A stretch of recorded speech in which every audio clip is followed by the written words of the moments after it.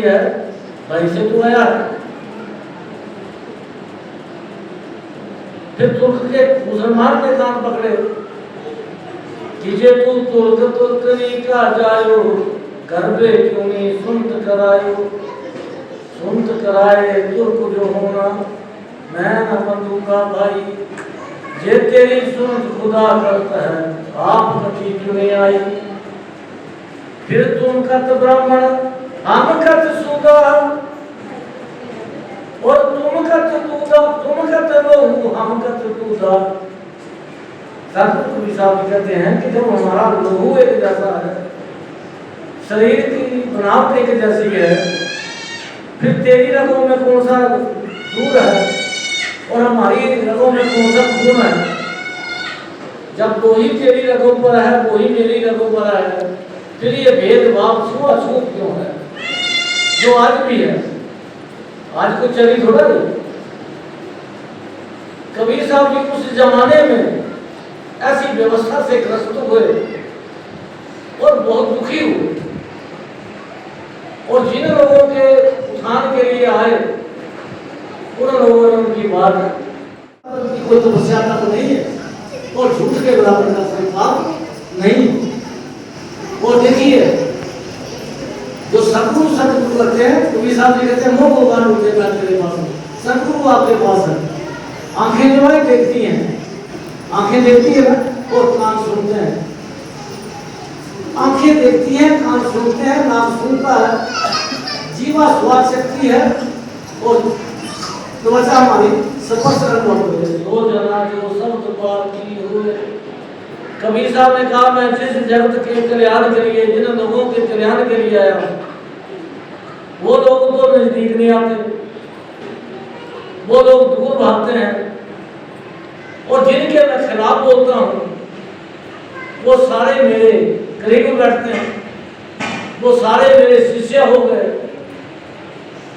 सतगुरु कबीर साहब के जमाने में जो उनके शिष्य हुए उसमें 3 ब्राह्मण थे। सर्वजीत जो सबसे पहले उनके शरण में आए,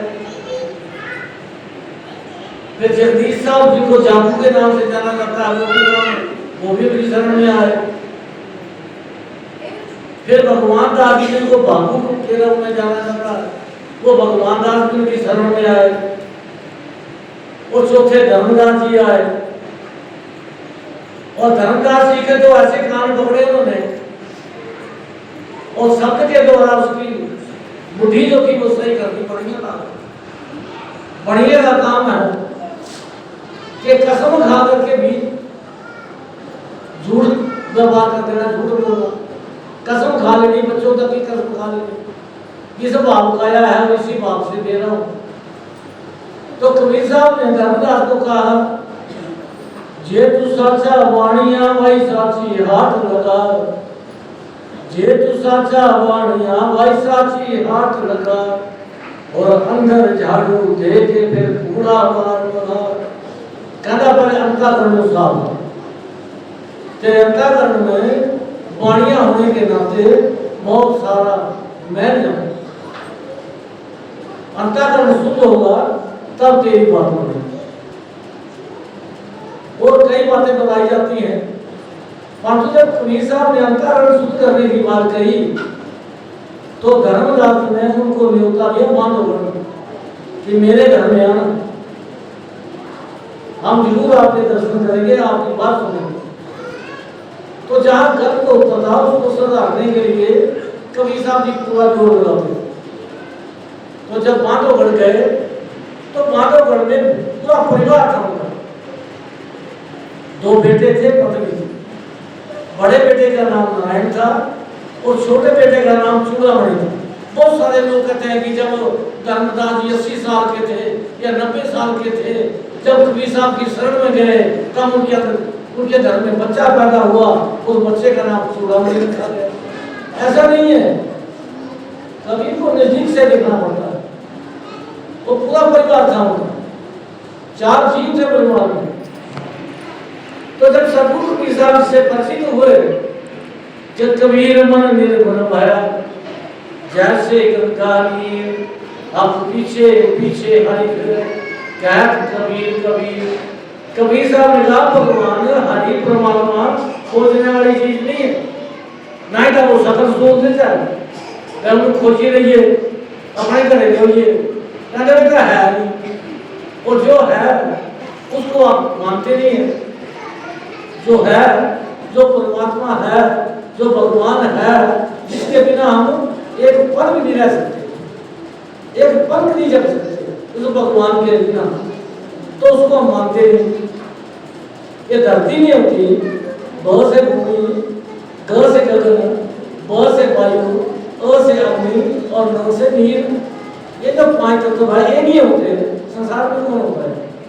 ना पेड़ होते, ना पौधे होते, ना हम होते, ना आप होते, कुछ नहीं होता। ये जो धरती है, भूमि है, ये भगवान का रूप है। और धरती के अंदर जो जल है, जल ही जीवन है, ये भगवान का रूप है।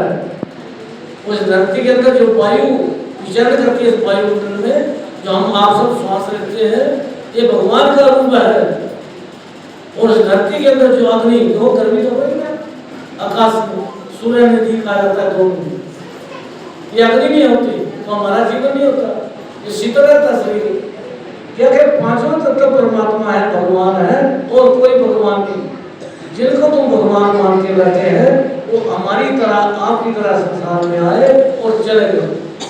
जो सतगुरु कबीर साहब ने कहा, कबीर अल्लाह और ना मुझे रोजी बनाई, जहां पर मेहर करे तो मेरा साईं। कबीर साहब ने कहा अल्लाह और राम तेरे जैसे शरीर में आए और अपना कार्य करके, चाहे अच्छाई का था चाहे बुराई का था, वो अपना कार्य करके यहाँ संसार से चले गए। पंथ को नहीं गया, ये धरती नहीं गई, ये आकाश नहीं गया, ये वायु नहीं गई, ये पानी नहीं गया, ये पानी